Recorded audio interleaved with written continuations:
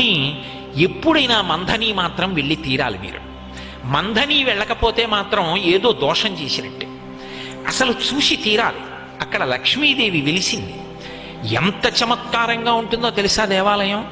మీరు దేవాలయం ప్రాంగణంలో వెనక తలుపు తీసుకుని ఒడ్డున నిలబడితే ఆ వెనక ఉన్నటువంటి సరోవరం కనుచూపు మేర ఉంటుంది చెరువు. ఎంతంత తామరలు వికసిస్తాయంటే ఇంతంత తామర పూలు వికసిస్తాయి. అవే తీసుకొచ్చి అక్కడ లక్ష్మీదేవికి పూజ చేస్తారు.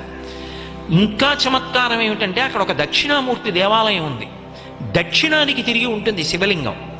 దక్షిణానికి తిరిగి ఉన్నటువంటి శివలింగం దగ్గరికి ఇప్పటికీ కూడా బ్రహ్మాండమైనటువంటి నాగుపాం తిరుగుతూనే ఉంటుంది. అందరికీ దర్శనమిస్తుంటుంది.